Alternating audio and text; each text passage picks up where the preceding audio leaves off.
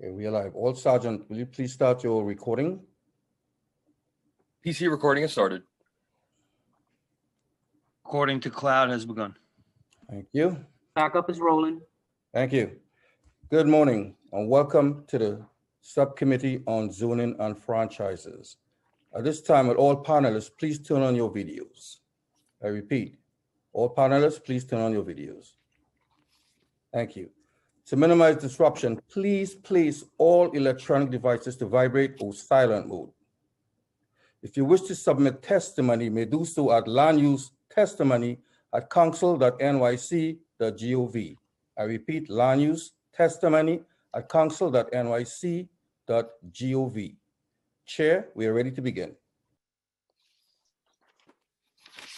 Thank you.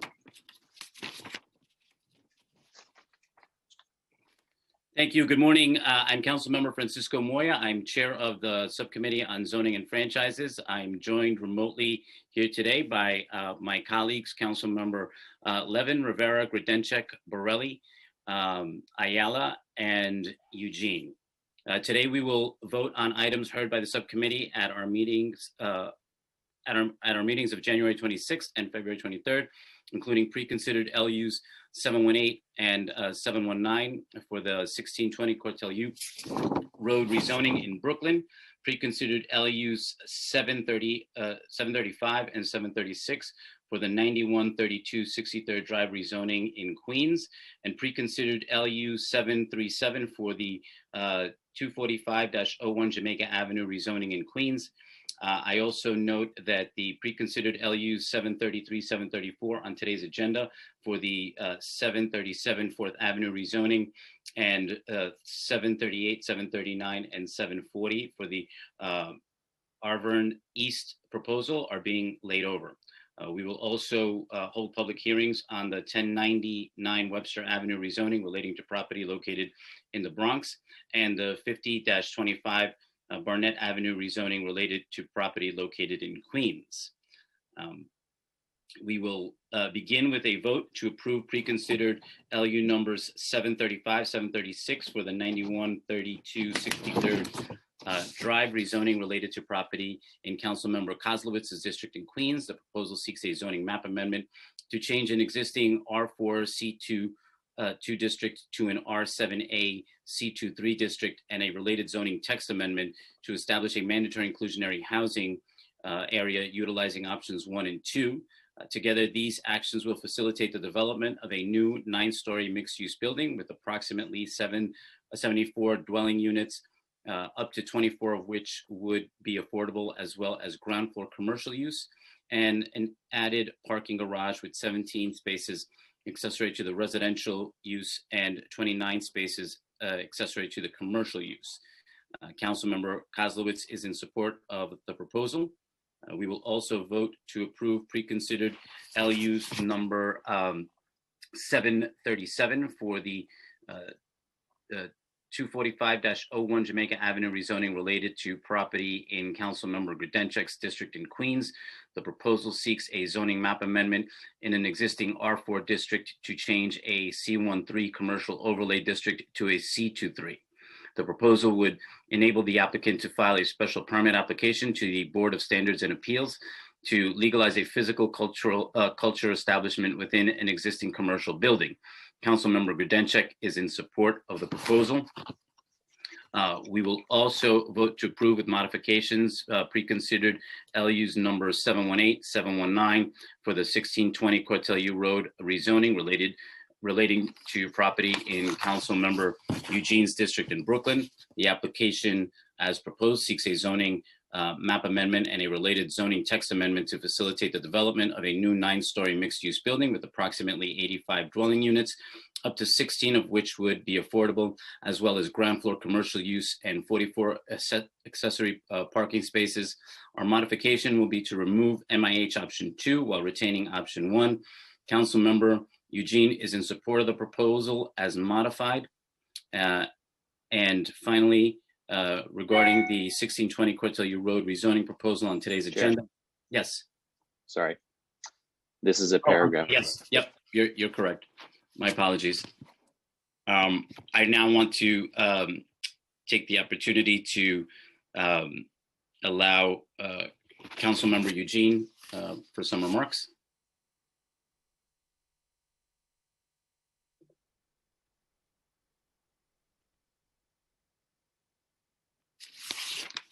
Can you hear me?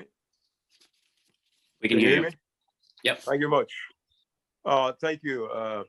I want to thank Chair Moya for the opportunity to speak today, to express my support for this proposal with zoning. I would also like to especially thank all the members of the community and the public who have been so involved in this process for this rezoning. Thank you also for all your dedication in making your voice heard on this development proposal that is so important for the future of the neighborhood. After many conversations with the applicant, the community board, and members of the community, we have finally reached a place of consensus built on trust and commitment to responsible development. The simple fact is that the as of right scenario here offers no public benefit in terms of affordable housing, of ensuring communities serving retail on an active transit and commercial corridor. By supporting this application with the modification of removing MIH option 2, we are ensuring a future where permanently affordable units are required as part of any new development on this block. We also have binding commitment from the developer in the form of a respective declaration tied to the commitment that the community worked so hard to ensure, including number 1, maintaining the supermarket on the ground floor. Number 2, permanently affordable housing on the MIH option 1. Number 3, financial support for the nearby target. In addition, after feedback from the community during this public review, the applicant has voluntarily altered the proposed massing of the building to reduce the visual impact of the building and adjusted the unit mix to reduce the number of studio and 1-bedroom to create more family units.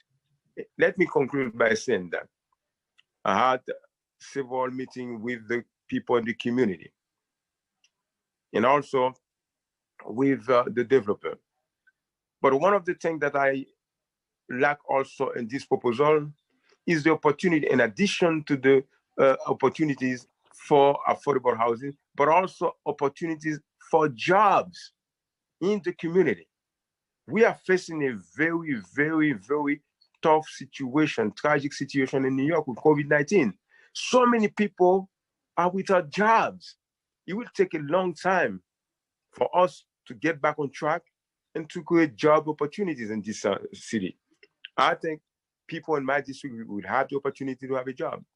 And also the businesses that are selling construction supplies, they will have the opportunity also to get a piece of the cake. And I think this is a good project for my district, and I'm supporting it. And I thank you, Shamoya, and for your leadership. And I thank the members of the community, the member of the community board, and also the board president who were involved in that. Thank you so much for this opportunity. Thank you, Councilmember Eugene. I just want to make a quick correction for the record with preconsidered LUs number 735 and 736 for 91 32 63rd Drive. It is 28 accessory parking spaces, not 29. I will now also like to recognize that we've been joined by Councilmember Reynoso and Councilmember Gibson. I now call for a vote to approve LUs 735, 736, and 737, and also to approve with modifications. I have described LUs 718 and 719. Council, if you can please call the roll. Chair Moya. I vote aye. Councilmember Levin. Councilmember Reynoso. I vote aye. Councilmember Gordenchik, Aye. Congratulations to Councilmember Eugene. Thank you very much, Council Member. Councilmember Ayala,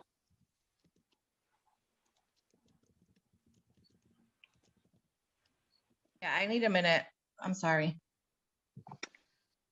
you can come back. Councilmember Rivera, Aye. Councilmember Borelli,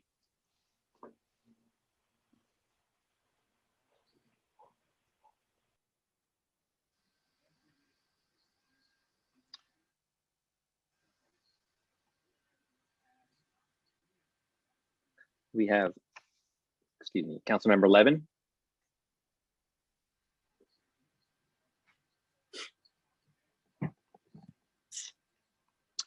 Councilmember Borelli on a vote of the land use items.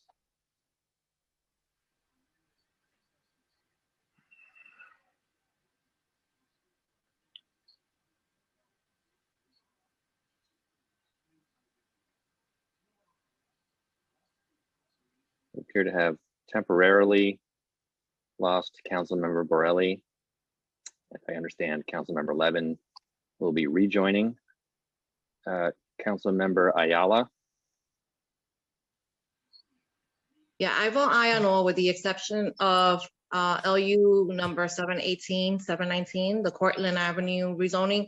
And with all due respect, I have, much respect for Councilmember Eugene, and I'm sure that, a lot of thought process went into this, but I just feel really strongly about, rezoning is being our one and only opportunity to really leverage as much affordable housing. And I think that the developer had an opportunity to seek subsidies to allow for more development of affordable housing in this project and decided not to. And 16 units, it's really not, it's not a lot of housing. And I think, it's really important for me as a member of this committee to try to leverage these relationships in a way that really makes sense for the community. And I appreciate the jobs, the opportunity for jobs, and the fact that there will be 16 units, but 16 units is simply not enough for me. So with that, I vote aye on all, with the exception of land use number 718.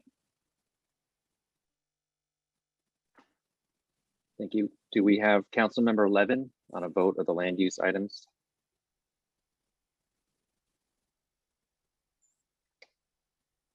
Okay, Chair, the vote is currently at 5 in the Guys, I'm affirmative. here. It's Councilmember Borelli. Excuse me, Councilmember Borelli on a vote of the land use items. Yes, I vote aye and all. I'm sorry for the technical issue. No problem. Thank you very much.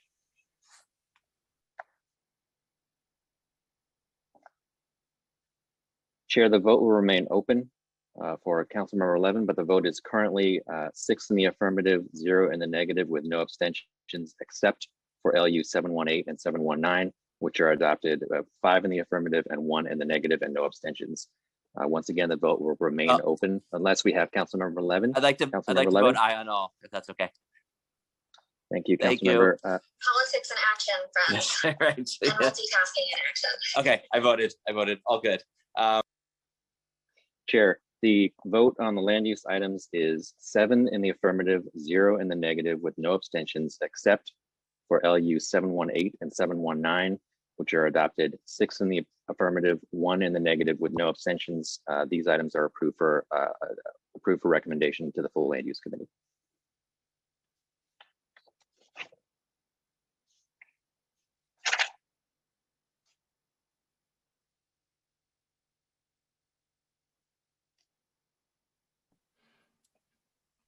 Chair, you're on mute. Thank you. Sorry about that. I will now turn to our hearings, but I will first recognize the subcommittee counsel to review the remote meeting procedures. Thank you, Chair Moya. I am Arthur Ha, counsel to this subcommittee. Members of the public wishing to testify were asked to register for today's hearings. If you wish to testify and have not already registered, we ask that you please do so now by visiting the New York City Council website at www.council.nyc.gov to sign up. Members of the public may also view a live stream broadcast of this meeting at the Council's website. As a technical note, for the benefit of the viewing public, if you need an accessible version of any of the presentations shown today, please send an email request to landusetestimony@council.nyc.gov. When called to testify, individuals appearing before the subcommittee will remain muted until recognized by the chair to speak. Applicant teams will be recognized as a group and called first. Members of the public will be called and recognized as panels in groups of up to 4 names at a time. When the chair recognizes you, your microphone will be unmuted. Please take a moment to check your device and confirm that the microphone is on before you begin speaking, as there is a slight delay in the process of unmuting. Public testimony will be limited to 2 minutes per witness. If you have additional testimony you would like the subcommittee to consider, or if you have written testimony you would like to submit instead of appearing before the subcommittee today, you may email it to landusetestimony@council.nyc.gov. Please indicate the LU number and/or project name in the subject line of your email. During the hearing, council members with questions should use the Zoom raise hand function. The raise hand button should appear at the bottom of your participant panel. Council members with questions will be announced in order as they raise their hands, and Chair Moyo will recognize members to speak. Witnesses are requested to remain in the meeting until excused by the chair, as council members may have questions. Finally, there will be pauses over the course of this meeting for various technical reasons as we work through various technical issues. And we ask that you please be patient as we work through any and all issues. Chair Moya will now continue with today's agenda items. Thank you, Arthur. I now open the public hearing on the pre-considered LU items for the 1099 Webster Avenue rezoning proposal, seeking a zoning map amendment and a zoning text amendment under ULURP numbers C210103, XMX, and N210104, ZRX, and relating to property in Councilmember Gibson's district in the Bronx. I now will turn it over to Councilmember Gibson for some brief remarks. Thank you, Chair Moya. I heard the emphasis on the brief part. Good morning. Good morning, Chair, and good morning to all my colleagues. And thank you so much to everyone for joining us today. I'm Councilmember Vanessa Gibson. I will be speaking briefly in favor of land use application number 210103, ZMX 1099 Webster Avenue. This application has been submitted to the council by 1099 Webster Realty LLC. This development site is located at the intersection of Webster Avenue in my district between 166 and 167th Street, and it's about 60,000 square feet. I am excited at this potential opportunity to bring units of affordable housing, truly affordable housing, over 2 residential buildings in my community. This is Bronx Community Board 4, and the applicant has made a great effort to meet with the Housing and Land Use Committee, as well as the full General Committee of Community Board 4. And we are really excited at the opportunity to achieve both 3-bedroom apartments, 2-bedroom and 1-bedroom apartments, as well as a small portion of studios. We are recognizing formerly homeless families that really need truly permanent affordable housing. We also have an opportunity on the ground level for commercial retail space. There will be temporary jobs provided in the construction industry, working with Hire NYC and the MWBE Build Up program, about 80 permanent jobs, working with the local community for local hiring provisions, as well as MWB provisions. And we're also talking to Local 32BJ, which we recognize as critical partners in this work, to make sure that we can also achieve union wage jobs that provide stability for so many of our families. I'm very proud to work with this applicant who came to me over a year ago with the idea of transforming this area into a more residential community. This area is also surrounded by Webster houses, Butler houses, lots of commercial and retail, and a real assortment of businesses along the Webster Avenue corridor. I'm excited at the opportunity. We've met with Community Board 4, the Bronx Borough President's Office, and this project does have tremendous support because it really is truly affordable. And at a time when we are recovering from COVID-19, when we are recognizing in Bronx County that 1 in every 4 residents has lost their employment and their income, fallen behind in rent, and struggled for basic necessities. We have to do everything possible as a council to provide, to invest in opportunities that create permanent affordable housing. Every New Yorker, every family should have the ability to live in safe, quality, and affordable housing. And I believe that this project provides that opportunity for the residents of the Bronx and New York City, and certainly local Bronx Community Board for. So I am very excited. I am happy to continue to work with this applicant and their partners, because I do think this will be a great asset to our community in CB4. Thank you so much, Mr. Chair. I hope that was brief enough for you, and I look forward to working with you and all of our colleagues in the council. Thank you so much. Thank you, Councilmember Gibson, for your remarks. We really appreciate it. Thank you for being here. And now, Council, if you can please call the first panel for this item. The applicant panel for this item will include Adam Rothkrug, Land Use Counsel, as well as Ron Schulman and Mark Weprin, consultants appearing on behalf of the applicant, Shiva Gomi, project architect, and Billy Schur appearing as the property owner. Panelists, if you have not already done so, please accept the unmute request in order to begin to speak. Great. But before you begin, Council, if you can please administer the affirmation. Panelists, please raise your right hands. Do you affirm to tell the truth, the whole truth, and nothing but the truth in your testimony before this subcommittee and an answer to all council member questions? Yes. Yes. Thank you. Thank you. Thank you. Thank you. But before you begin, Mark, I'm sorry, just let me quickly go through this. Thank you. We have received your slideshow and presentation for this proposal. When you are ready to present it, please say so, and it will be displayed on the screen by our staff. Slides will be advanced when you say next. Please note that there may be a slight delay in both the initial loading and the advancing of slides. As a technical note for the benefit of the viewing public, if you need an accessible version of this presentation, please send an email request to landusetestimony@council.nyc.gov. And now, if the panelists would please restate your names, organizations for the record, you may begin. Great. Thank you very much, Chairman Moya. My name is Mark Weprin. I am an attorney with Greenberg Traurig, representing the applicant here today, Billy Schur. It's a pleasure to see you and the distinguished members of the Land Use Committee, as well as Councilmember Gibson. We're excited, as she was, for this project. It's 238 affordable units. As a matter of fact, it's part of the ELA program, so it's extra low income and affordability. We've had a very good reception from the community. We got approved by the community board, the borough president, and unanimously by city planning. And we've had the pleasure, as you can imagine, working with Councilmember Gibson and her insisting that we accommodate families in this project. So this is a terrific plan. The developer has a long history in the Bronx and in this community for decades. And I'm going to call on Adam Rothkrug, who is the zoning attorney, who is going to be the one to take us through the PowerPoint. Adam. Thank you, Mark. And you can put up our PowerPoint.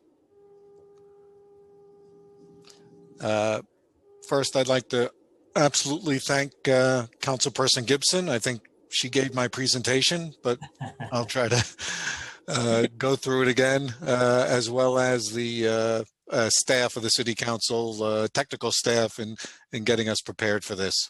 The first slide.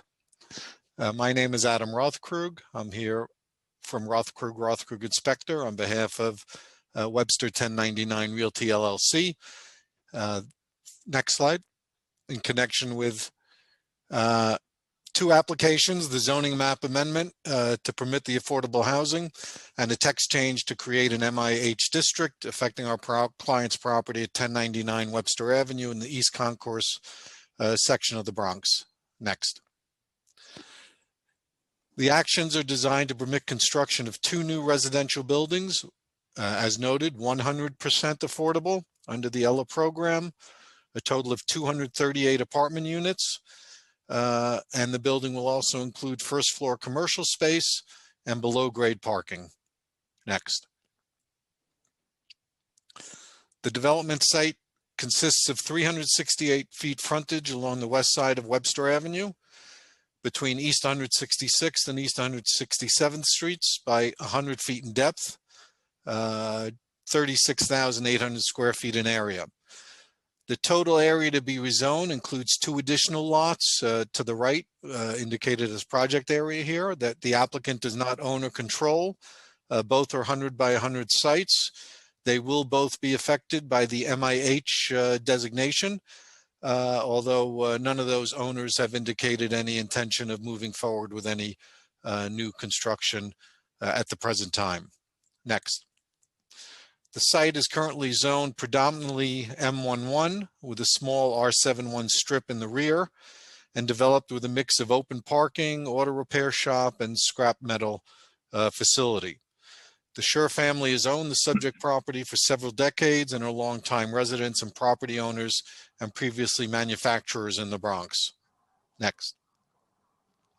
It's proposed to rezone the property to R7X C24 and to map an MIH district over the property. The R7X district, next. And actually, I think I'm one behind, so I think we could go to one more.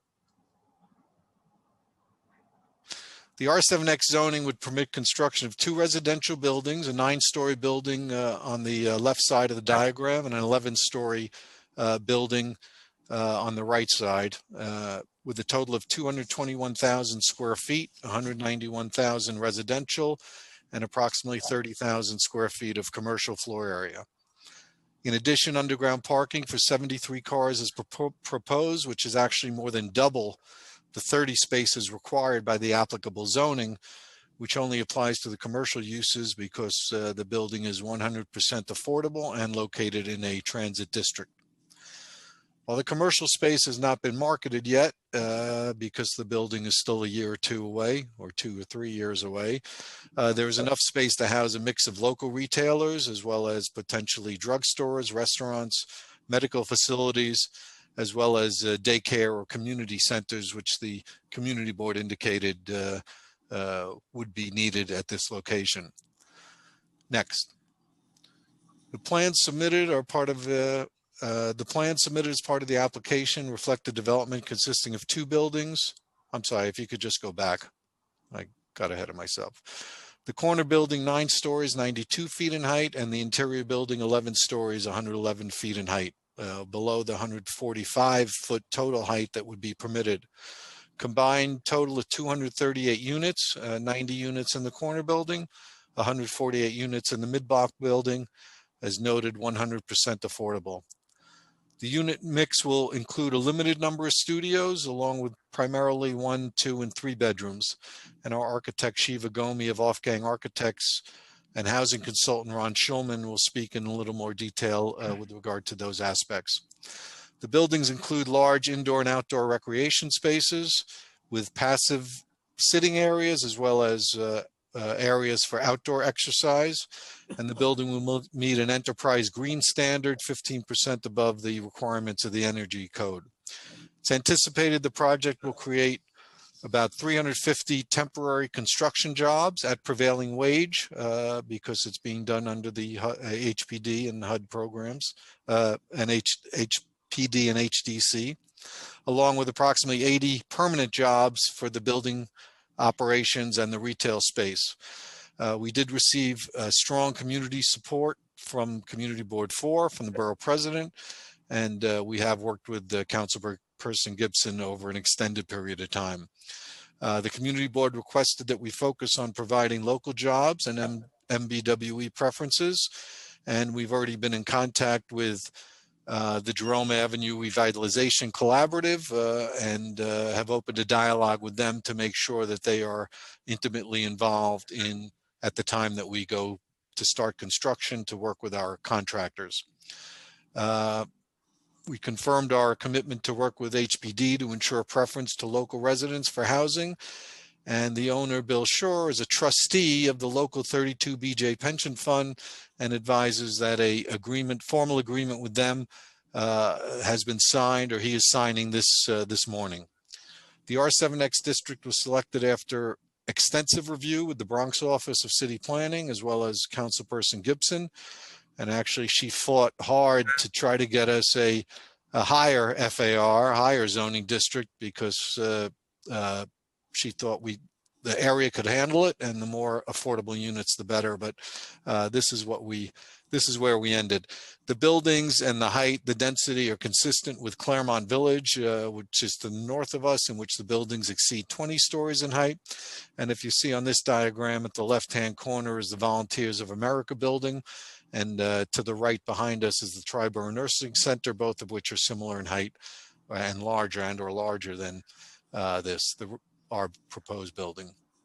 The residential development is consistent with existing development in the area, which is mixed between residential, commercial, and automotive, but includes good access to public transportation, including buses along Webster and East 167th, the B&D train about a half mile to the west, and the nearby Melrose Metro North Station. There are several existing open spaces and playgrounds in the area, so that the open space will serve the proposed residents. I'll now turn the application over to our architect, Shiva Gomi of Wolfgang Architects, who can briefly introduce the plans. Thanks, Adam. Good morning, everyone. Thank you very much for having us this morning. Go to the next slide, please. As Adam mentioned, the corner building is 9-story high and it has 90 dwelling units. The middle of the interior lot is 11-story building with 148 dwelling units. We have a setback of 40 feet instead of required 30 feet rear yard to create an outdoor rec area for the residents. Next, please. This is the outdoor rec area and the interior rec room for the residents. You can see we have active and passive exercise area and like sitting area for the residents to have access. And as the interior rec room, we have the laundry and space for the residents to have activities and programs inside the building. Next, please. This is the corner lot, outdoor and indoor rec area. Again, we have passive and active space for the residents, sitting and exercise, along with a landscape. And for the interior, we have a program room and laundry room. Next, please. As Adam mentioned, we try to achieve more of 2 bedrooms and ones and have fewer studios to accommodate more family residents in this building. Next, please. And that was it. If you have any question in terms of design, I'm available to answer. And now I'd like to introduce Ron Schulman, who is our affordable housing consultant. Thank you, Adam, and good morning, Mr. Chair, Councilmember Gibson, and all committee members. Everybody said this is an ELA project. I want to point out a couple of facts and figures for the committee members. So the rents will be between 27 and 77% of AMI based on household size and income. There will also be 60 permanent MIH units in the building because we're opting for option number 1 under MIH. So that's 60 permanent housing units, although the project will be fully affordable for a long period of time. We'll also have housing for formerly homeless families, 36 apartments, which is 15% of the project. And the size of the units, as Councilmember Gibson pointed out, we're shooting for 10% 3 bedrooms and 30% 2 bedrooms. So there'll be 40% 2 and 3 bedroom apartments in this building complex. There's only 5% studios, and then the remainder are 1 bedrooms. Under the ELA program, what we try to do is try to provide housing for all different incomes and sizes of households, and also for people who are perhaps want to stay in the community and they make more than the old tax credit rents. They can earn up to 80% of the area median income, young families, keeping them in the neighborhood. So we're very excited to work with the council, Councilmember Gibson, and everybody here. If there's any questions, let us know. The project is an ELA, and Shore Management just completed another ELA on Crescent Avenue and Burnside, which was 114 units. Thank you, Adam. Thanks. And finally, I'd just like to briefly introduce the principal of the ownership of the property, Billy Schur. Good morning, everyone. Thank you very much for evaluating our proposal, and we're hopeful that we can move this along and a couple of years from now have a completed building. As was stated, my family's been involved in going back 40s and 50s. My grandfather was a builder of buildings. This particular property came to us in the 60s. We had a manufacturing facility on 3rd Avenue and 167th Street. This property is a couple blocks away, and it supported that business. That business left the Bronx in the early 2000s, and the property has been rented out to commercial operators of commercial businesses in the local neighborhood. We made it through the difficult times of the 70s and 80s. The area started coming back in the 90s, 2000s, Melrose Commons to the south. And we think it's an appropriate sized project and will be great for the neighborhood. As Ron Shulman stated before, I just finished a project about a year and a half ago at Creston Avenue and Burnside Avenue, 114 apartments, about 11,250 square feet of retail and a below grade parking garage for 40 cars.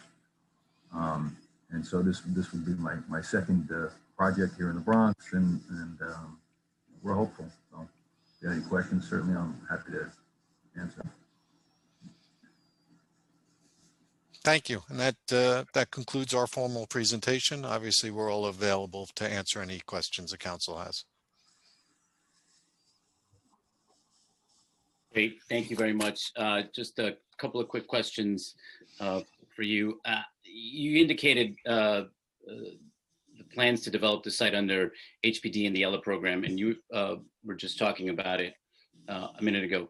Can you just provide one more time the sense of where this project stands in the pre-development process, and when do you expect to close on HPD financing, and then a couple more questions relating to that as well. So let's just start off with those two. Yeah, I'll take the questions, Ron Schulman. So right now we're finishing the rezoning, as you know. There's a long pipeline of projects at HPD and HDC. So we would be hopeful to get to a closing in the next year or two because there's such a long line. That's the best we can predict at this time. Okay. And that's in the pre-development process, correct? That's correct, but plans are being worked on. So the architects are going to start working on from this phase into construction documents as we complete our rezoning. Okay. And when do you expect to secure all the agency approvals needed to begin construction, and how long do you expect the construction to last? So the Department of Building approval runs concurrent when we go for financing approvals. Shiva, I guess it's fair to say that takes a good 9 months or so with DOB.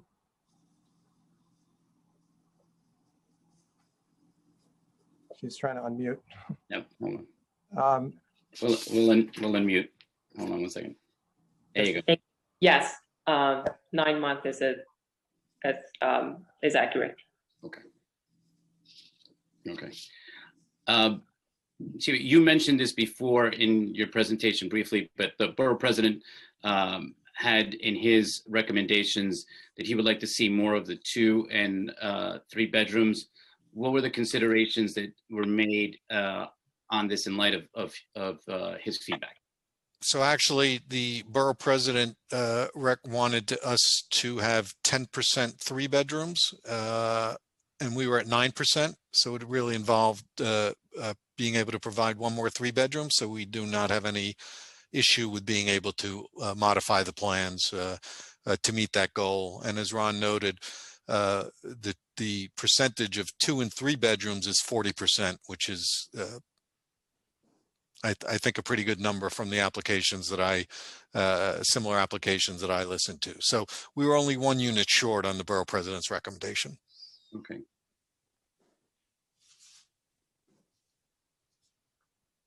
And then the community board recommendation included a number of conditions for approval, including the request that the contractor or subcontractor of this project work with the community board to provide paid apprenticeships for Bronx residents. What work has been done to develop such a program? Yeah, so we don't have a contractor yet, but obviously, hopefully, if this is approved, that we'll reach that stage. But as I did say, the owner, Billy Shore, and the community board put us in touch with the Jerome Avenue Revitalization Collaborative that includes the HOPE program and Jobs First. And we've already been in touch with them, and we'll definitely, with regard to potential training, apprenticeship programs, and that will be part of the requirement that we pass along to our contractors, that we are actively involved with those organizations. So that dialogue is open, and we'll have their guidance early on in the process. Okay, thank you. And additionally, the community board indicated an interest in increasing the number of units set aside for homeless families. Is this something that the developer can commit to? It's something, Adam, I'll take it. It's something possible because we're committing to 15% formerly homeless, but the city does have other programs that we can consider. We will look into that, but we have to get closer to financing to really figure out that answer. But we're committed to 15% formerly homeless. And the community's other concern was trying to make sure that those formerly homeless are local community board residents, and even some that have been displaced to other areas in the city. So we have committed to working with HPD to ensure that, again, we can keep people that are either homeless in this community or were formerly in this community and would like to return, that they can get a preference under, whatever regulations or rules HPD applies. Good, thank you. Just two more questions before I turn it over to Council Member Gibson. What work will be done to engage and contract with MWBE firms on this project? So again, Billy, I don't know whether you want to answer that, but the answer is, aside from the requirements inherent in some of the programs that we'll be involved in, this is obviously an issue that the community feels strongly about, and I think we share their concern and preference to use local contractors and local suppliers, and from the MBWE pool. So I think that's kind of a given in today's world and projects, and we certainly have no issue with following those guidelines. And last question, what commitments have been made to relocate the existing commercial tenants at that site? I guess I could take that. I'm familiar with I know these people. One fellow's been there, I don't know, 25 or 30 years. And so we would assist them in relocating. I'm not sure the machine shop is going to stay in business and relocate. He may ultimately, he's an older fellow, good guy. But we've extended ourselves, and we'd be willing to work with them and engage, put them in contact with brokers who are familiar with space in the borough and efforts to try to help them relocate. They're all currently on month-to-month leases. They haven't had rent increases in a number of years as we've been planning this project.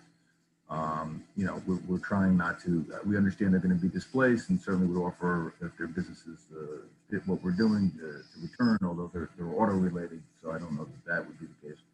But we certainly are willing to work with them to help them try to relocate and maintain their business. Great. Okay, thank you very much. That's it for me. I want to now turn it over to Councilmember Gibson for questions.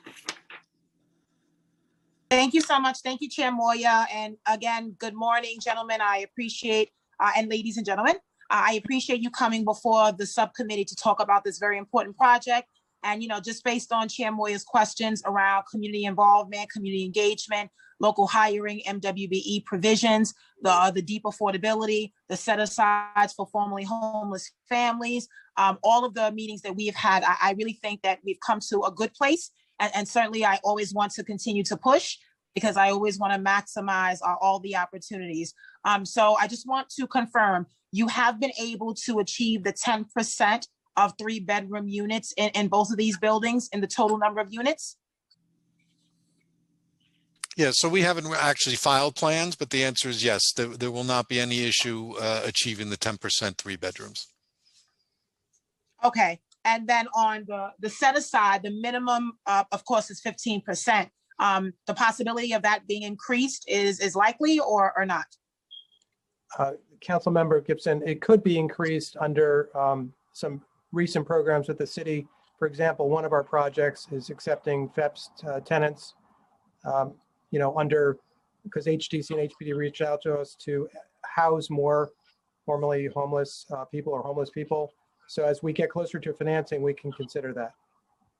Okay, that's good. And I'll still continue to work with you as well. So you mentioned the Jerome Avenue Revitalization Collaborative. We just launched the JARC a few weeks ago, and I'm excited about the work ahead. It is a combination of both Community Boards 4 and 5 and a number of different community organizations like WEDCO and others. So I'm wondering, I would like the opportunity for you to continue to work with them in terms of what partnerships we could provide for a lot of their clients and students. So an organization like WEDCO has youth programs where young people could potentially have an opportunity to get into some of the apprenticeship programs that may be available. So do you see that opportunity presenting itself at some point? Yeah, so again, we've already, Billy Scher, the owner, has already had a couple conversations with them. And let me say this, that it's a given that we will have them involved in this project. But I think that in bringing Billy to these organizations, because of all of his history and connections in various real estate boards, in the Bronx, I think that he's going to be a valuable partner way beyond this project for them. I think the initial conversations have already been productive in getting them started and getting Billy involved. And I think they'll get more than, again, just involvement in this project. I think this will be a nice connection. Okay, great. And forgive me if this question was already asked, but can you just provide an overview of the breakdown of the AMIs? Are we going as low as 27% all the way up to 80% AMI? Yes, it's Ron Schulman, council member. We're going to be going from those tiers, as you mentioned, 27 all the way up to 77% of AMI. The final mix will be determined as we get closer to financing, but we anticipate having all those rental tiers covered in between so that we don't miss people. The city generally likes fewer tiers because it's easier for marketing, but we always like to have all those tiers covered, 27, 37, 47, 57. So, we want everybody to have a chance to live in the building, and we will be covering that. So to answer your question, 15% homeless, then there will be 10% at 27, 37, 47, 57.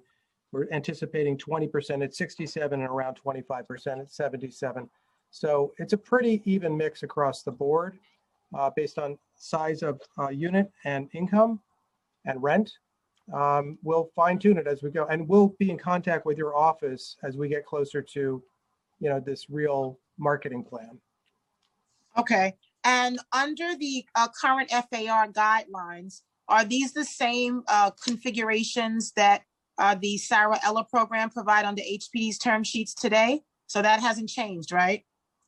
Are you talking about the size of the units or? Yes, I'm talking about unit size, correct. Yeah, the unit size, Shiva can answer that question. Shiva? Yes, the unit size, it's within the requirements for Ella. Okay. Unit. Yes. Okay, so in your presentation, I'm looking at these beautiful pictures from 2028 Creston Avenue. So is this a similar of what the apartments will look at like at 1099? Oh, we worked hard on making nice apartments over there. We'd like to duplicate that, provided the economics works out, and I think we may even upgrade a couple of finishes at the county. Okay. Okay, very good. And in terms of the commercial ground level retail, just talk to me quickly about some of the amenities that you're going to offer in internally for the residents and families of both buildings, but also potential opportunities at bringing more commercial retail diversity along Webster Avenue. I mean, we've talked extensively about some of the existing programs, school-age children programs, UPK, 3K, daycare center, medical facility, et cetera. So do you have any ideas, and have you started talking to any potential partners? I mean, I'm happy to respond. We're it's a little premature because we don't have our we're not even approved with our zone change yet.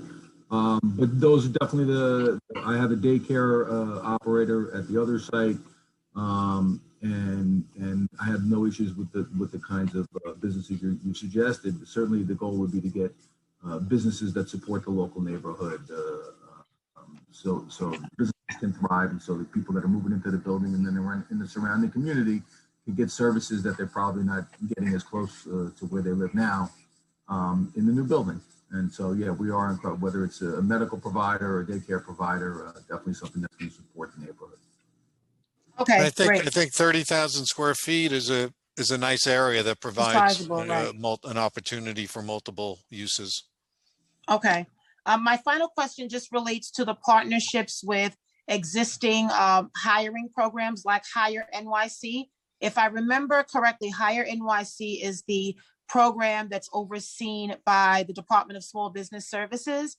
And just generally over the years, we've been a little critical of some of the data that's been produced in terms of the ability to really get New Yorkers on a lot of these jobs. So in addition to that, I'm wondering, there are other apprenticeship programs like Pathways to Apprenticeship. We call them P2A, non-traditional employment for women, hard hats to helmets. There are a number of other partners that I'd like you to begin talking to.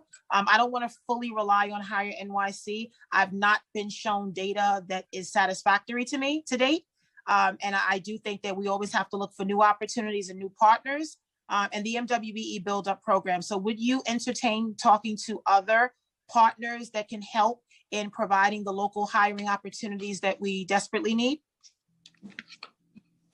Certainly would. Once I select a contractor, these are things I'm certainly going to bring up in the conditions of our project going forward, and they will have to incorporate that into their hiring and how they staff up the job. Okay, great. Thank you so much. Again, thank you, gentlemen and ladies. I will continue to work with you during my time here in the council as this project moves forward. And if there are any changes, certainly reach out to us. And I neglected in my opening, but I really want to acknowledge and recognize the Land Use Division, Katie Sullivan and Amy Levitan and Raju Man and the entire team for their work, for being a part of all the meetings that we've held over the last year and a half. And certainly thank you, Chair Moya, for your leadership and having today's hearing. And I look forward to working with all of you as we provide affordable housing in the Bronx and beyond. I won't be selfish. I realize I have to share with New York City, but the Bronx has been hit very hard by COVID. And I'm being very deliberate about my priorities this year, about making sure that we push every project that will provide opportunity and access for children and families, and formerly homeless families in particular, which I represent many of. So to me, this is a project worthy of consideration and support. I think a lot of work has been done to put into this proposal. It does not go unrecognized. And certainly if we can do more, let's do it. If we can get more 3 bedrooms, I'm okay with that, because 3-bedroom apartments are hard to come by, and these families do not move. They are consistent, and they will not leave your building. So 3-bedroom apartments, I think in this environment, are always great to market and to promote and to provide. And so I thank you all, and I look forward to working with you. Thanks, Chair Moya. Thank you, Councilmember. Thank you. Thank you again for all your help. Gibson. Thank you. I now want to invite my colleagues to ask questions. If we have any colleagues that have any questions, I'm going to turn it over to Arthur to see if we have any council members who want to ask questions. Yes, Chair. Councilmember Ayala has a hand raised for question. Yep. Yeah, I think my question is more along the lines of, what the community, the the borough president's office was concerned about is the number of 3 units, like 3-bedroom units. So I'm wondering, was there some sort of analysis that I guess expressed that there was a higher demand for smaller units in this area? Because I mean, we have so many families, low-income families that are looking for 3-bedroom apartments in the city, throughout the city, but most specifically in the Bronx. So I just wonder why there wasn't more effort to develop more 3-bedrooms in this project. Well, there was an effort to provide a good mix. And as I said, the borough president had requested that we reach 10%, and we were actually at 9%. So we will be able to provide to meet the borough president's goal of 10% 3 bedrooms. And we're also at 30% 2 bedrooms. So 2 and 3 bedrooms combined, we're at 40%, which is, I'm going to say a lot higher than the vast majority of projects that come before the council on rezonings. It is. It's something that's been kind of weighing on my, my conscience, because I'm not understanding where it's coming from. So I don't understand if it's because it's more financially feasible to develop these projects with smaller units, and you get more bang for your buck because you're able to develop more units that way. And I appreciate this project. I appreciate the AMIs being, so balanced. I appreciate a lot of things about it. I just, I wonder, and this is not an issue specific to this particular project, but just overall, a lot of developers are coming, before this body with proposals for developments that call for more, studios, 1-bedrooms and 2-bedrooms. And I know for a fact that we have a huge demand for 3-bedroom apartments. So I'm just trying to figure out what's determining that? Like, how are these decisions being made? And is it a financing issue, or is it just, we did an analysis of this community and we found that there's a larger demand for 2 bedrooms than there is for 3? Or it could be a combination of both, but, I'm just seeking to understand. Council member, I'll take the question. It's Ron Schulman, Best Development Group. This is a family neighborhood, and we feel, as Council Member Gibson feels, as many 2 and 3-bedroom apartments we're providing. We only have 5% studios. So this is not, in our marketing research, a studio neighborhood, but there are people who do need studios. So there's a few. There's 12 studio apartments. A lot of people would look at this project perhaps differently and try to get more units out of the building. That's a fact. But Billy is committed to family housing. When we built the project over Creston Avenue, he had the same mix, very large apartments. He had 2 and 3-bedroom apartments, and a lot of the 2 bedrooms had 2 bathrooms. So he builds quality housing.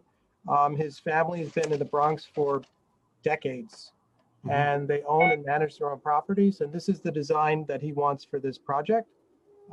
If somebody else came in, they might propose 250 units, but this is where we are now, the 230. Ron, the council member, I don't think he's talking about this project necessarily directly, but maybe with your expertise, you can give her an idea of when people develop in general, not just us, where do they get the numbers from, and what are smaller units more marketable?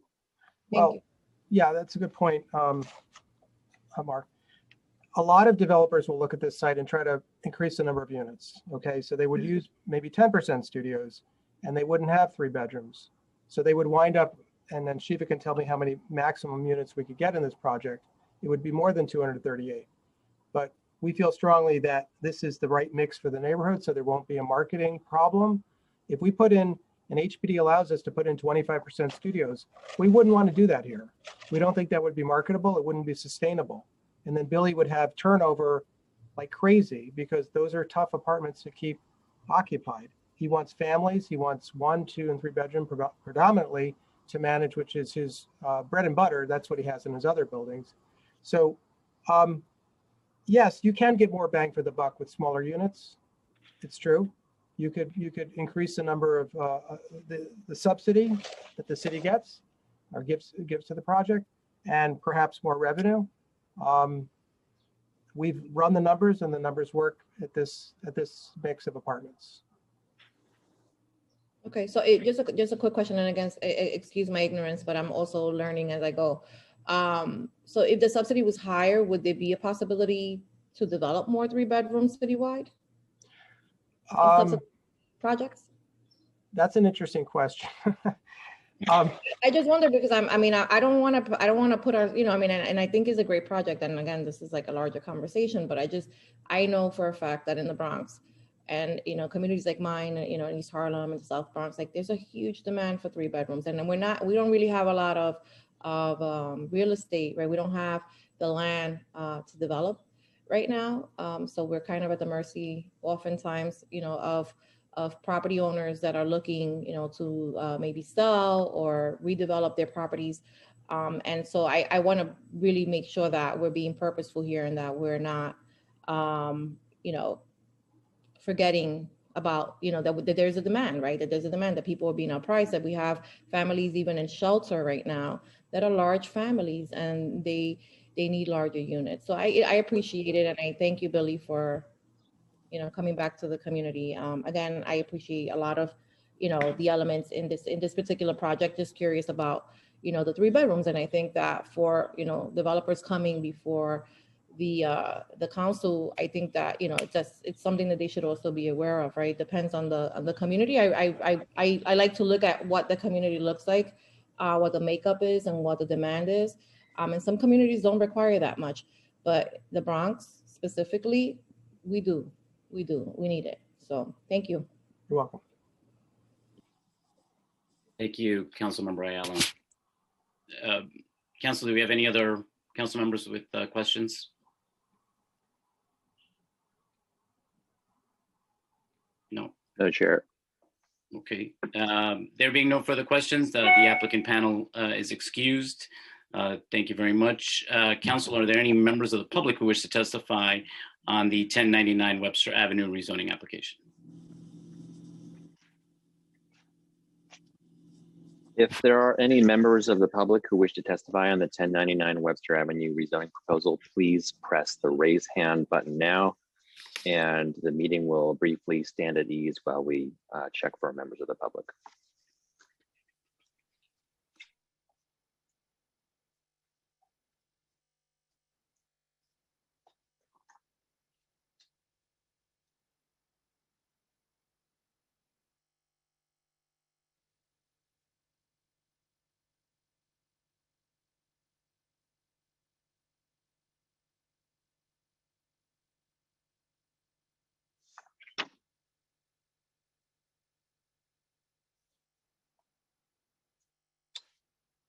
Chair Moya, I see no other members of the public who wish to testify on this item.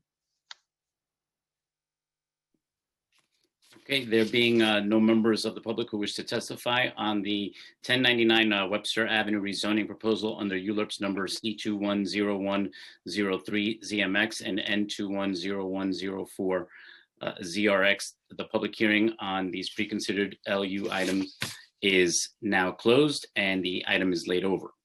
I now open the public hearing on preconsidered LU items for the 50-25 Barnett Avenue rezoning proposal, seeking a zoning map amendment and a zoning text amendment under ULURP number C200243 ZMQ and N200244 ZMQ and relating to property in Councilmember Van Bramer's district in Queens. Council, if you can, please call the first panel for this item. The applicant panel for this item will include Michael Wadman, Sarah Elmore, Douglas Hanau, all for the Phipps houses, as well as Herbert Mandel, project architect, and John McNally, project planner. Panelists, if you have not already done so, please accept the unmute request in order to begin to speak.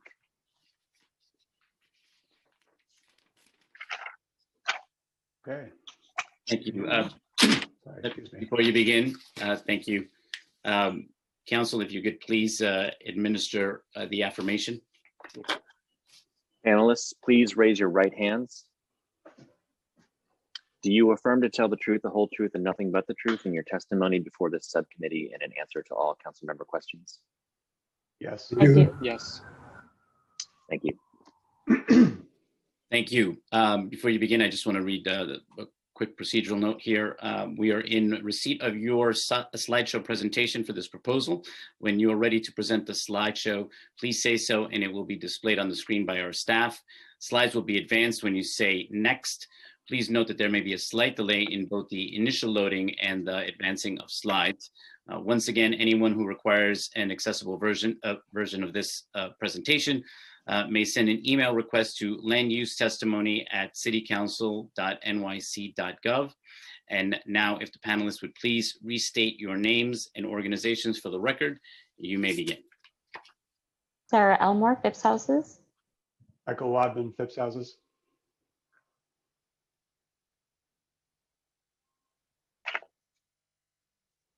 Douglas John McNally. Houses.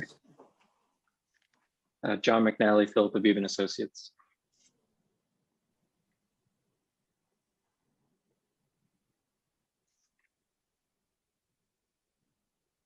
Did we get everybody? I think Herb, could you? I did. I unmuted, but I will. I am unmuted, I believe, and I am the project architect. My name is Herbert Mandel. Thank you. You may begin with your presentations now. Thank you. Okay, if you can just bring the presentation slides up, please.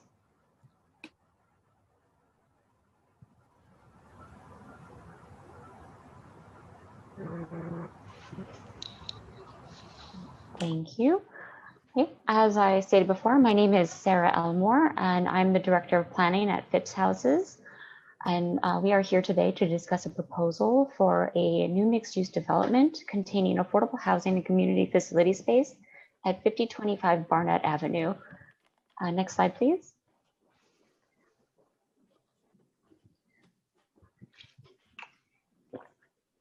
The site is located, as I described, at 5025 Barnett Avenue in the Sunnyside neighborhood in Queens Community District 2. And in order to facilitate the proposed development, we are requesting a zoning map amendment to rezone the project site from M11 to R6A and a zoning text amendment to establish a mandatory inclusionary housing area at the project site. We entered ULURP October 5th. Queens Community Board 2 voted to approve the project on December 3rd, 2020. Queensborough President recommended to approval on January 6th, 2021. And the City Planning Commission voted to approve the applications on March 3rd, yesterday, 2021. Next slide, please.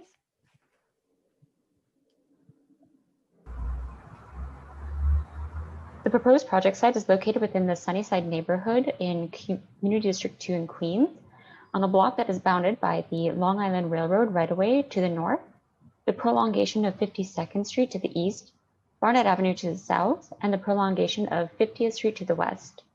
The site is currently zoned M11, which permits light industrial uses and community facility uses, but does not permit residential uses. Residential uses are located to the south of the project and range in heights up to 6 stories, including the site directly to the south, which is the Phipps Sunnyside Garden Apartments, which are an apartment complex owned by us. Next slide, please. The proposed project site is currently occupied by a surface parking lot with approximately 223 parking spaces. The site is fenced off, has no sidewalk or active uses, and results in a streetscape that is uninviting and not pedestrian friendly. Next slide, please. The proposed development will consist of a mixed-use building with approximately 167 affordable housing units, approximately 5,300 square feet of community facility space, residential amenities, and a 6,000 square foot outdoor recreation terrace. The building will rise to a height of 6 stories on the eastern and westernmost ends, and up to an overall maximum height of 7 stories. The proposed development will also have 170 accessory parking spaces, of which 111 would be made available for public use. A 15-foot sidewalk with plantings and a double corridor of trees would also be provided in connection with the proposed development to make the street more inviting and pedestrian friendly. Next slide, please. The unit distribution of the proposed development will consist of a mix of 1, 2, and 3 bedroom units. And the affordability levels will have be between ranges of 40 to 80% of AMI. So 15% of the units would be provided at 40% of AMI, another 15% at 50%, another 15% at 60% of AMI, another 15% at 70% of AMI, and 40% of the units are proposed at 80% of AMI. Next slide, please. On this slide is a comparison of affordability levels that were initially proposed when we entered ULURP versus a new proposal that provides deeper affordability. In response to comments and concerns from the community, as well as based on our conversations with Councilmember Van Bramer, we have committed to capping the highest income level at 80% of AMI. And as you can see here, we have removed the 110% of AMI band and added an 80% of AMI band and as well as a 70% of AMI band. Next slide, please. This is just the ground floor plan where you can see the community facility space, as well as the attended parking in the rear of the building, lobby, as well as a small open space to the west of the community facility space. Next slide, please.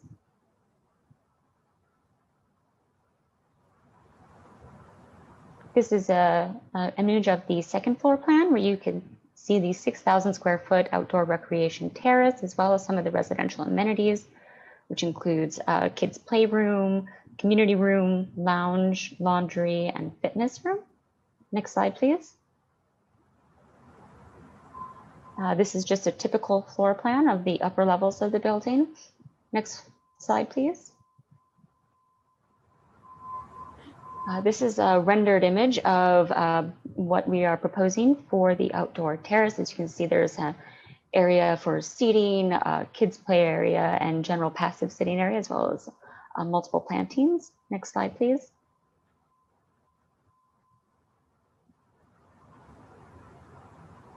Here is an image of the frontage of the proposed development.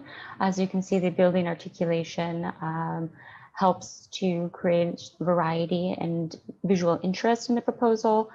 You can also see on the bottom right-hand side of this image, there are masonette units on the ground floor, which would have their own private entrances. You can also see the entrance to the lobby. Next slide, please.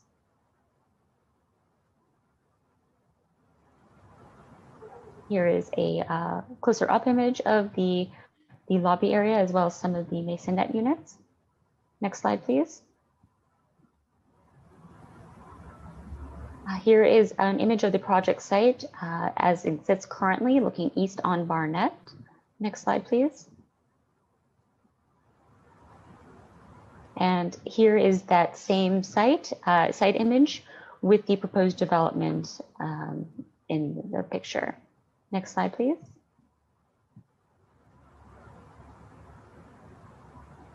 And based on input we received from the community regarding our 2016 proposal, we have reduced the overall height of the building from a maximum height of 10 stories to 7 stories. We have increased the amount of space dedicated for community facility uses, increased the amount of parking from 101 parking spaces to 170 parking spaces. We are also committed to using unionized maintenance staff. We do have a signed development agreement with 32 VJ. And we have also deepened the levels of affordability. Next slide, please. As you can see on this slide, in the 2016 proposal, 80% of all units we were proposing that 80% of all units be affordable to households at 100% of AMI or above, with the remaining 20% of units being affordable to households at 50% of AMI. Our current proposal has 100% of the units now below 80% at 80% of AMI or below. Next slide, please.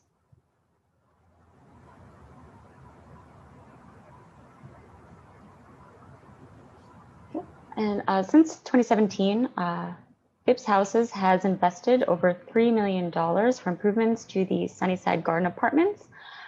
These include roof replacements, repairs to the building facade, repainting and repairing the fire escape, a garden update that includes tree pruning, new plantings, and slate work to repair the pathways, lobby painting, elevator cab renovations, new historically appropriate signage, new furniture for the social hall, and additional bike storage. And Phipps Houses is also planning to make additional capital repairs in 2021, including asphalt replacement, additional landscaping, slate work to repair the pathways, tree pruning and planting, hallway planting, painting, and improving the irrigation system. Next slide, please.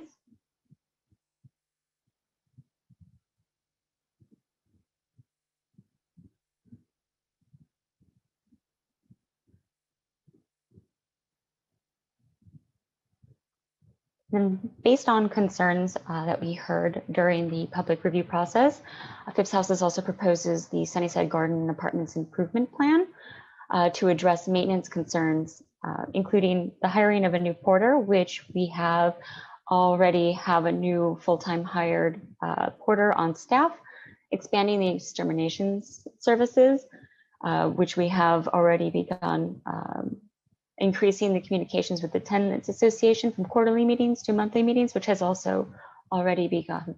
Excuse me. We also plan to, as requested by the community board, complete annual tenant satisfaction surveys by a third party and annual apartment inspections. And then next slide, please.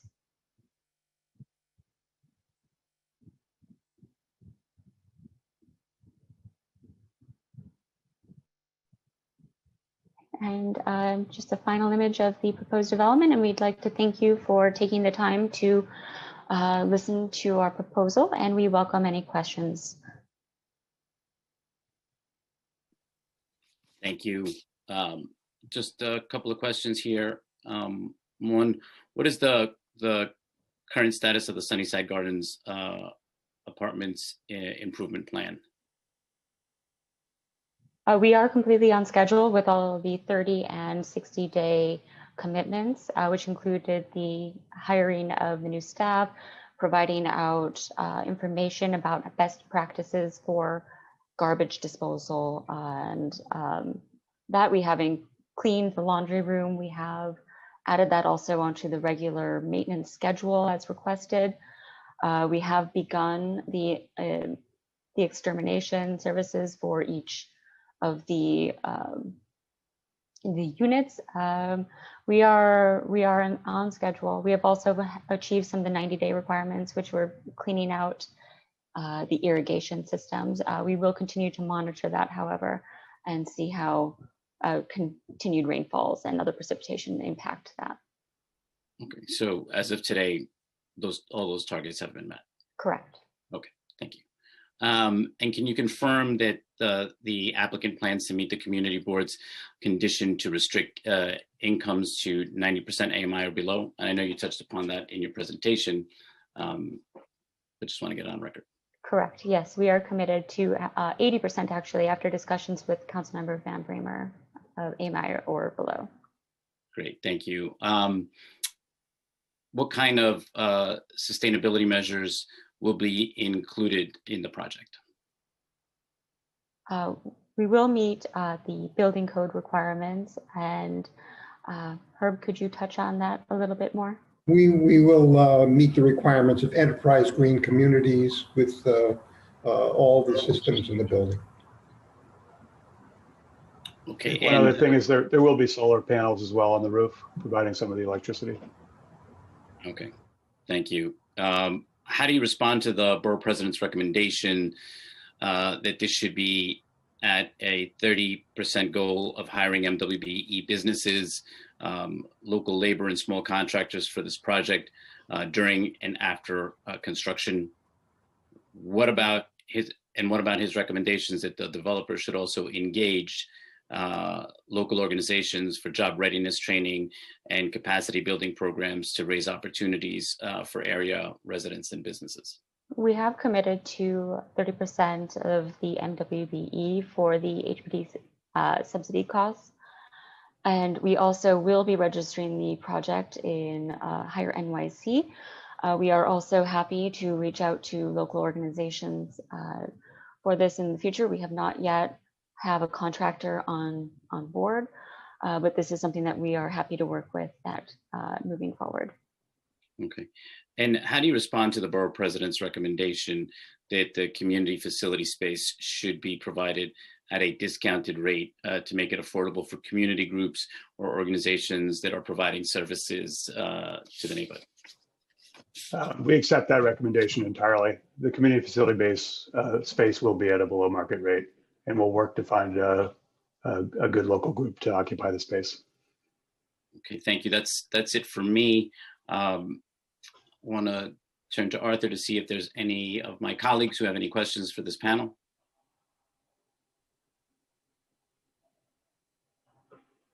No, Chair, I see no members with questions for this panel. Okay, thank you. There being no further questions, the applicant panel is excused. Thank you for your testimony today. Now, Council, are there any members of the public who wish to testify on the 50-25 Barnett Avenue rezoning application? Yes, Chair, we do have a number of public speakers registered to testify for this item. For members of the public here to testify, please note again that witnesses will generally be called in panels of 4. If you are a member of the public who has signed up to testify on the 50-25 Barnett Avenue rezoning proposal, please stand by when you hear your name being called and prepare to speak when the chair says that you may begin. Please also note that once all panelists in your group have completed their testimony, you will be removed from the meeting as a group, and the next group of speakers will be introduced. Once removed, participants may continue to view the live stream broadcast of this meeting at the council website. We will now hear from the first panel, which will include Jeanette Remack, Herbert Reynolds, Brent O'Leary, and Mary Chang. The first speaker will be Jeanette Remack, who will be followed by Herbert Reynolds. Time starts now.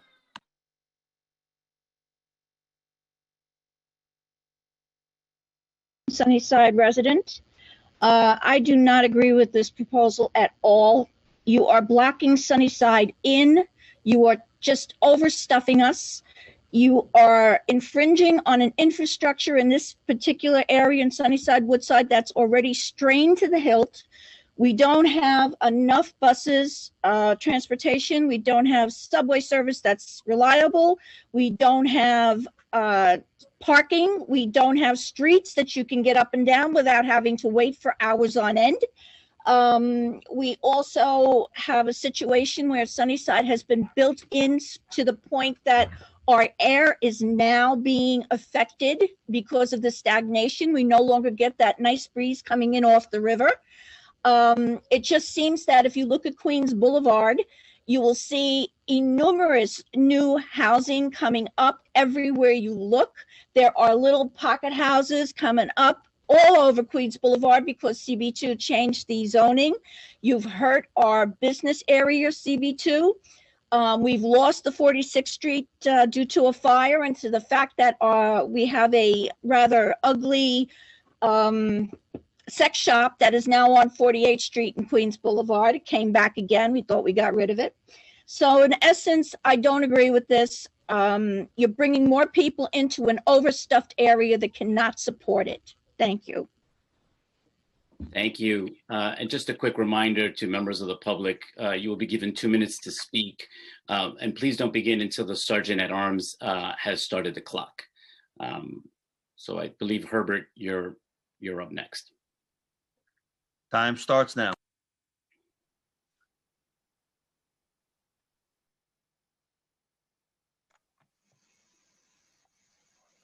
Can you hear me? Yes. Hi, I'm Herbert Reynolds. For the past 35 years, I've lived half a block from Phipps Garden Apartments in Sunnyside Gardens. And for 17 years, I've been active on our Sunnyside Gardens Preservation Alliance. Within the Sunnyside Gardens Historic District, there are half a dozen ensembles of rental apartment buildings besides the one managed by Phipps Houses. To my knowledge, none has ever been operated by a not-for-profit except for Phipps Houses. Taking all the other rental buildings as a whole, I have to tell you that we've never at any point in decades heard anywhere near the level of complaints, nor the seriousness of complaints that we hear from our neighbors who are tenants of Phipps Houses. Please see the PDFs that we've submitted in evidence containing photographs and statements that our organization has received. The crux of the matter before you is whether to place more tenants under the care of Phipps Houses. You're ethical public servants, I know, and it seems to me that no conscientious person would tolerate the degree of indifference or antagonism that's been shown to these tenants if you lived in these apartments or if a friend or family member did. I trust you will vote no to this proposed rezoning. Thank you.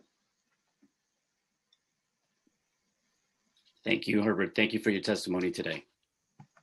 Next speaker will be Brent O'Leary, followed by Mary Chang. Time starts now. I want to thank the subcommittee for hearing us. We really appreciate your time.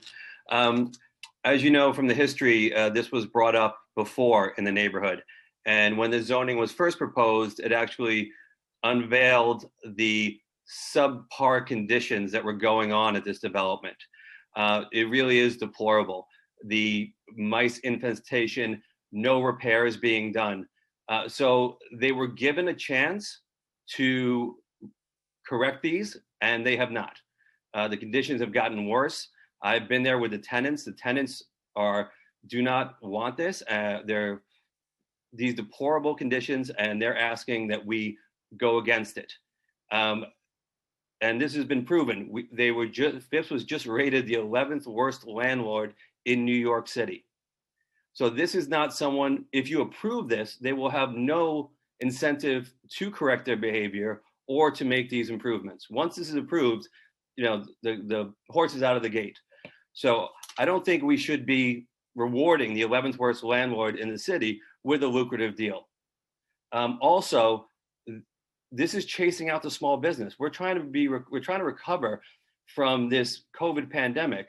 And Steve Madden, the largest employer in the area, said he will move out if this zoning happens. So we are hurting the neighborhood in many ways. So I ask you, I don't think the affordable housing that is given is of the level or truly affordable that we should be rewarding this. So I ask you on behalf of the tenants and behalf of the people in this neighborhood to please reject this until Phipps can show that they will be a responsible landlord. Thank you very much. Thank you. Thank you for your testimony. The next and last speaker on this panel will be Mary Chang. Time starts now. Hi, my name is Mary Chang, and I've lived in this neighborhood for almost 50 years and absolutely love the Phipps complex. It was something to aspire to live there. But in the last couple of years, it has really descended into something that I used to see when I worked in the Upper East Side and seeing the neglected NYCHA projects there. For a company that would allow such a beautiful complex to go down to the level that it is now, and now that they're seeking approval, are handing out these promises that they will right what they allowed to go wrong, I mean, is unconscionable. I cannot support giving this project to such a company. The other thing is having a residential development at where it's proposed, I think is ludicrous, being right next to the Long Island Railroad. You have this beautiful proposed looking outdoor pavilion, but yet the Long Island Railroad is going to be racketing over there constantly, day and night.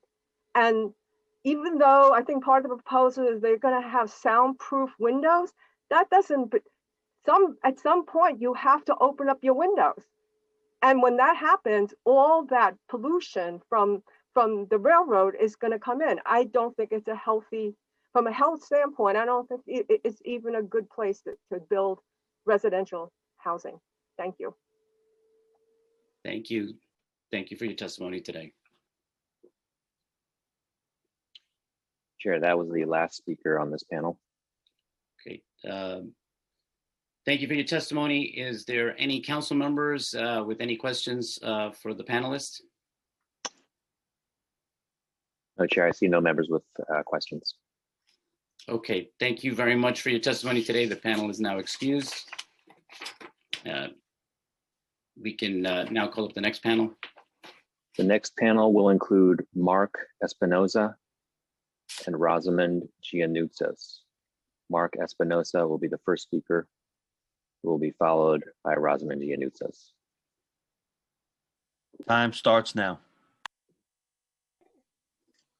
Hi, good morning. My name is Mark Espinoza, and I'm a member of 32BJ. I would like to thank the chairs, members of the committee, and local council member Jimmy Van Bramer for holding this hearing today. I am here on behalf of 85,000 building service workers 32BJ represents in New York City, and to express our support for this rezoning. We are pleased that the developer for this project, Phipps Houses, has made a credible commitment to the prevailing wage for the future building service workers at this site. This new development will bring new good jobs and permanently affordable housing to Queens in a time we need it most. Providing apartments at a range of prices for low income and working class families as we move forward from this pandemic and economic crisis is imperative to rebuilding New York City. This, this affordable housing and commitment to good prevailing wage job will give opportunity for upward mobility, security, and dignity to working class families. 32BJ supports responsible developers who invest in the communities where they build. 32BJ has more than 3,000 members who live or work in Community District 2. We know that this development will continue to uphold the industry standard and provide opportunities for working families to thrive in Sunnyside. Lastly, we would like to thank local council member Jimmy Van Bramer for supporting good jobs within his district.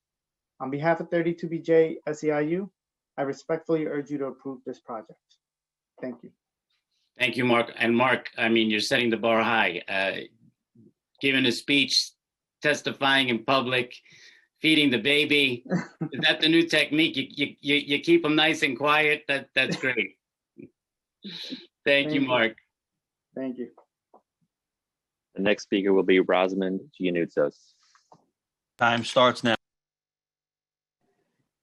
Yes, my name is Rosamond Giannoutzos, and I am in support of the Barnett Avenue proposal. For 52 years, I've lived a half a block from the proposed affordable housing on Barnett Ave and across the street from the Sunnyside Garden Apartments, operated by the developers, the Phipps organization. I would like to correct the claim that Phipps is on a worst landlords list. This is misleading. The Phipps organization is not on the public advocate's worst landlords list. I am confident that the city planning has determined that the impact on the area's infrastructure is manageable. As a neighbor and a citizen, I am eager to have more affordable housing in our area. We need it desperately. This project will displace no one. The existing use, a commercial parking lot, is no great asset to the community. I'd also like to correct the comment on the issue of a nearby business which claims that they rely on this lot for their employees. However, I believe this argument is specious. They have ample room on site to put elevated parking devices in. Every single unit finally in this project has some level of affordability. Many will be deeply affordable, and I look forward to having some new neighbors. Please vote yes. Thank you. Thank you, Rosalind. I just have to say that the two witnesses brought out the big guns here, the baby and the dog. Thank you so much for your testimony. You're welcome. Chair, that was the last speaker for this panel, and I currently see no members with questions for the panel. Okay, thank you. The panel is now excused. Thank you for your testimony today. Council, if you can please call up the next panel. The next panel will include Eileen Connolly Goodwin, Gerald Perrin, Margaret Perrin, and Elizabeth Reynolds. The first speaker will be Eileen Connolly Goodwin, followed by Gerald Perrin. Time starts now.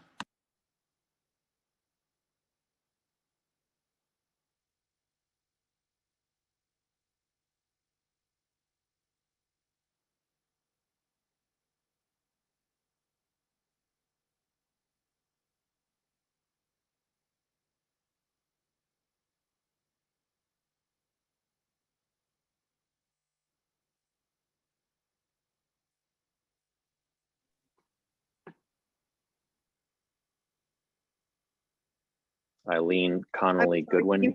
Can you hear me? We can hear you, Eileen. Hi, Time I'm starts sorry. now. I'm really technologically challenged. How are you? No worries. Take your time. Whenever you're ready. Well, I did have my cat, but he ran away when I was trying to get the phone ready. So please, I have a beautiful cat. I'll send you pictures. Please. I'm Eileen. I live on 39th Avenue. I was a resident in the Phipps for 12 years. Back in the 70s, I thought the Phipps was a great place to live, but my family was getting larger and we bought a house directly across the street. Since the third rail of the Long Island Railroad went in, practically in my backyard, I really feel that it's not fair to expect anybody to live even closer to the Long Island Railroad than I do. Behind my house, I have a decent sized backyard. Then there's the Sunnyside Gardens Park, including the tennis courts, then Barnett Avenue, and then a business, and then the Long Island Railroad. Please be reasonable. Don't expect people to have the horrible quality of life living on top of the Long Island Railroad. It's just not fair. That's it. Thank you. Thank you, Eileen. The next speaker will be Gerald Perrin, who will be followed by Margaret Perrin. Time starts now. Can you hear me? Yes. Hear you. Phipps Sunnyside Garden Apartments, across the street from the proposed site, has been my home for all of my 86 years. I am the longest living resident in the complex, as well as a founder and co-president of Phipps Garden Apartments Tenant Association. I have a long history with Phipps as the good landlord it used to be and the current landlord that has let this property decline to its current state of disrepair and uncleanliness. Over the 90-year history of our complex, the on-site staff has been systematically reduced from 26 full-time staff on site to present-day total of just 12, a drop of more than 50%. The result has been a serious decline in the upkeep and repair of the building's physical infrastructure, the cleanliness of all public areas, and a dramatic deterioration in the once beautiful gardens. When Phipps applied for this same rezoning change in 2016, they promised that the problems referred to above would be remedied. That has not happened. In fact, the situation is considerably worse at this point. The Tenants Association has had very much the same list of complaints for many years. In 2016, I collected over 200 signatures from the tenants, with over 95% opposed to the rezoning. I fully expect the result would be the same today if COVID had allowed a new survey. I strongly believe that Phipps should not be granted this rezoning request in light of their failure to be a proper custodian of their existing Sunnyside Garden Apartments complex. Why should we expect them to behave differently at a new site directly adjacent to the existing one? If they get Time expired. for this concept, for this project, they'll have no incentive to keep the one it already exists up. And I wish I had more time to rebut some of the things that were said in the presentation that are untrue or misleading. Thank you very much. Well, thank you, Gerald. 86 years young. Thank you for taking the time out to give us your testimony today. We appreciate that very much. The next speaker on this panel will be Margaret Perrin, who will be followed by Elizabeth Reynolds. Time starts now.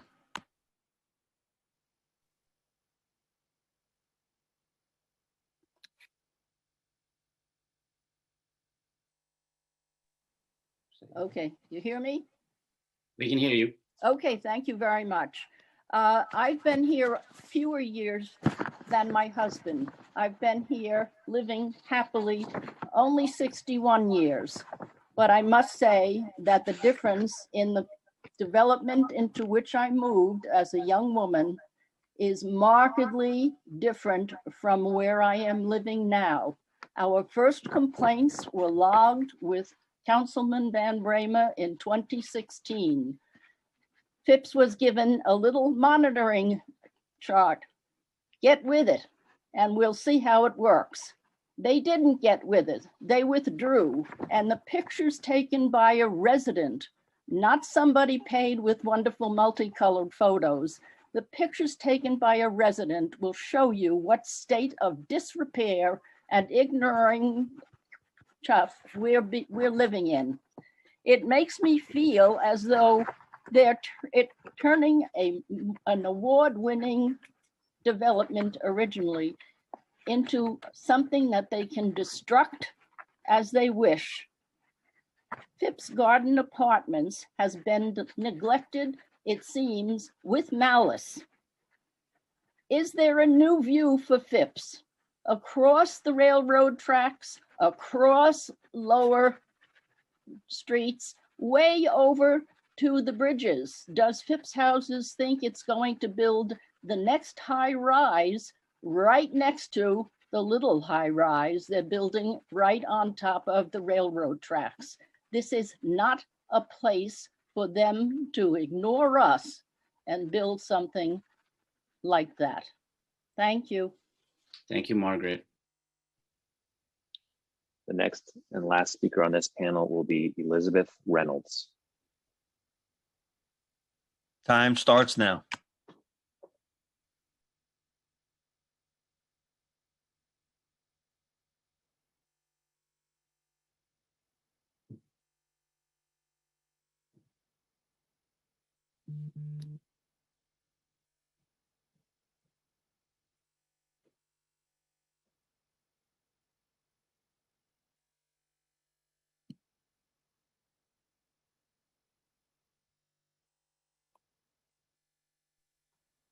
I understand we are having extra time technical issues today, Chair.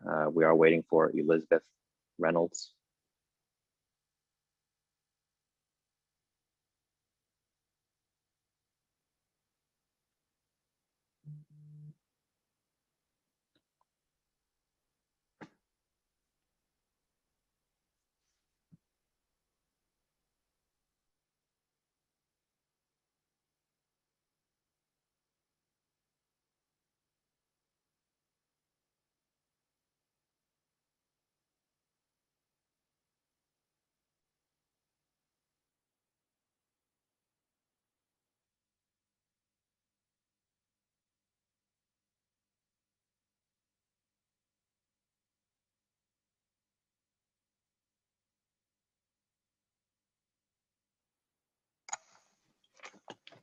Hello, can you hear me? We can hear you. Yes. Time starts now. Thank you. Sorry. Okay. My name is Elizabeth Reynolds. I oppose this proposal. I have lived a half a block from Phipps Garden Apartments for 35 years, and I have heard nothing but complaints from the residents there. 5 years ago, Phipps proposed a similar plan at the same location. At that time, Councilman Van Bramer was taken aback by the overwhelming community opposition. He listened to his constituents. He walked around Phipps and with the tenants reps and the top management and was surprised at the conditions he saw. He opposed the proposal, as did the council. Holding Phipps accountable for poor management of these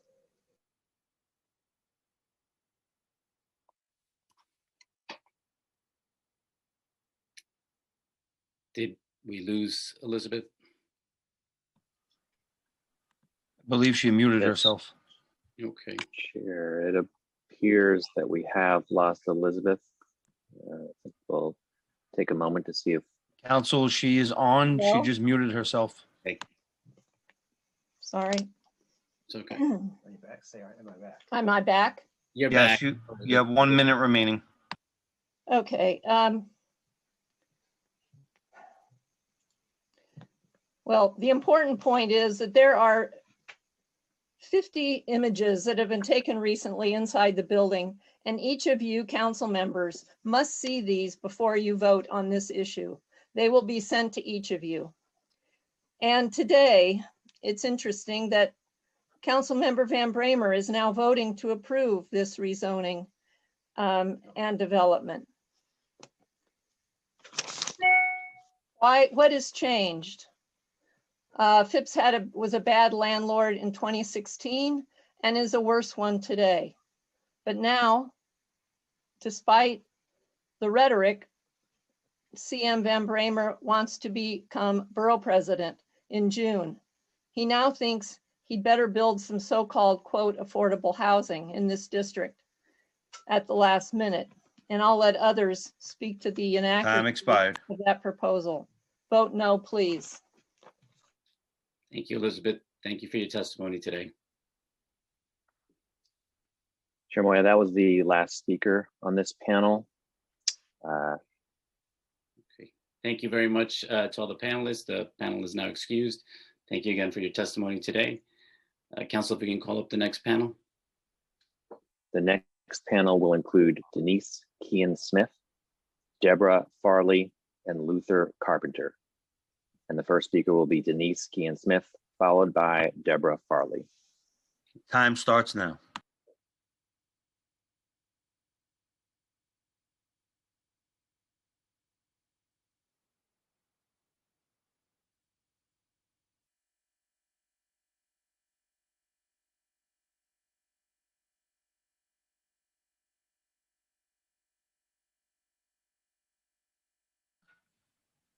Okay, hello? Hi, Denise, how are you? Good, how are you? I'm sorry. All of a sudden my panel, my screen went blank. I'm so sorry. Okay, so hello, council members, and thank you for the opportunity to speak today. I am speaking in opposition of the Barnett Avenue project. My testimony is limited to 2 minutes, so I'm happy to provide more in-depth written testimony as previously done with the Queensborough President and the City Planning Commission. Phipps came before CB2 4 years ago with a similar project plan, and it was unanimously opposed. Former Queensborough President Melinda Katz also opposed it unless certain conditions were met. They were not. Phipps then withdrew the application at the final hour. Fast forward to 2020, and the proposed project is still not in the best interest of our neighborhood. The building conditions highlighted 4 years ago were never addressed. This applicant should not be given the opportunity to build in our neighborhood while ignoring the concerns of the Phipps Garden Apartments. While the AMI percentages have been reduced, they do not go far enough for the local residents or the intended targets of those coming out of homelessness. Due to the proximity of the Long Island Railroad, the dwelling will not be conducive to a healthy environment. The neighborhood cannot withstand the additional drain to our infrastructure and services. There are 4 additional developments currently being constructed within a half-mile radius of this project with no proposed improvements. For these reasons, I respectfully request that the City Council oppose this application. Thank you. Thank you, Denise. Thank you for your testimony. Next speaker will be Deborah Farley, followed by Luther Carpenter. Time starts now. My name is Deborah Farley. I've been living in Sunnyside, Queens for nearly 70 years, and I am strongly opposed to the rezoning of Barnett. This neighborhood is very well populated, becoming overpopulated, and our resources are stretched. I'll be very specific. The number 7 train is like a big selling point to have people come and live here. Great access to the train. My daughter currently, who lives on 46th Street, right off Skillman Avenue, has to walk down to Northern Boulevard to get on the train to go to work, because people who are waiting on the platform to get on the number 7 train pre-pandemic can't even get on the train.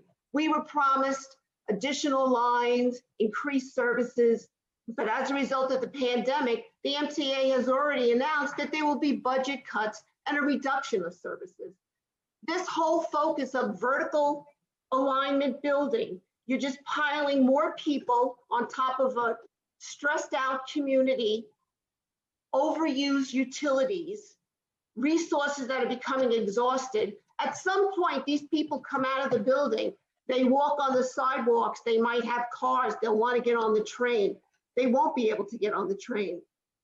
We have a neighborhood that is threatened with the loss of businesses. There are people in this community that work in these businesses. We will have an increase in unemployment.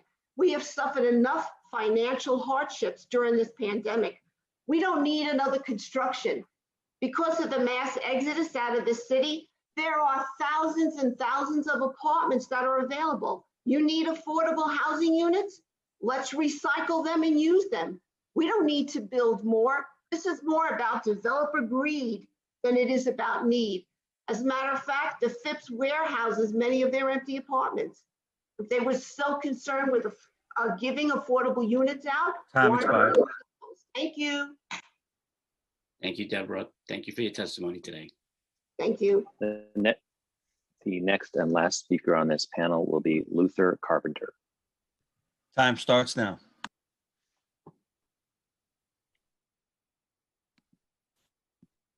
Hello, can you hear me? Yes, we can hear you. Very well.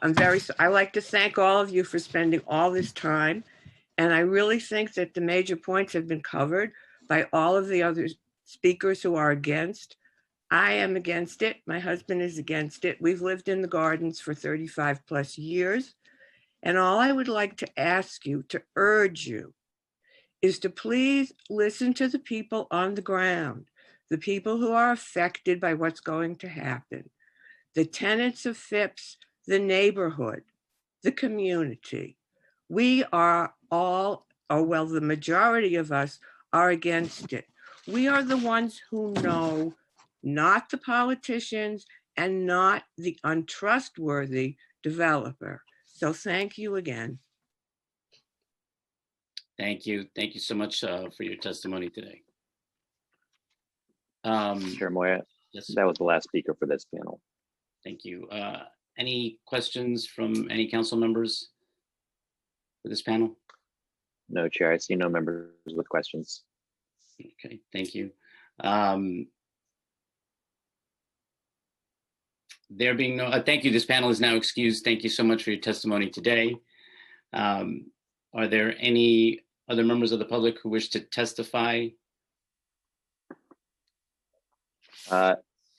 If there are any other members of the public who wish to testify on the 50-25 Barnett Avenue rezoning proposal, please press the raise hand button now, and the meeting will briefly stand at ease while we check for members of the public.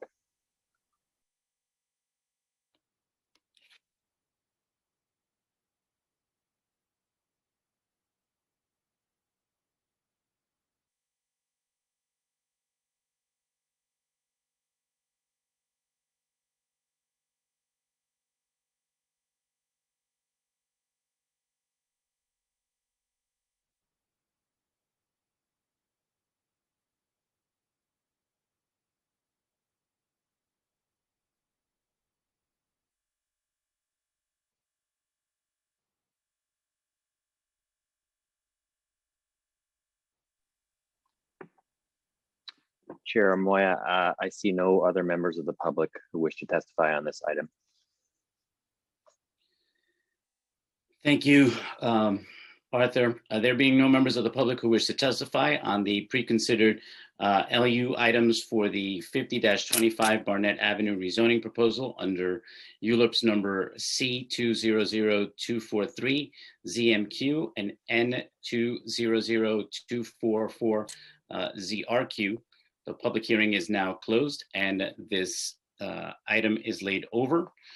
This concludes today's business. I would like to thank the members of the public, but before we close out, I just want to make one quick correction, and that is if you would like to get a copy of this testimony, you can go and email to landuse testimony at council.nyc.gov, land use at council.nyc.gov. So again, I'd like to thank the members of the public, my colleagues, the subcommittee council, land use, and all council staff, and the Sergeant at Arms for participating in today's meeting. This meeting is hereby adjourned.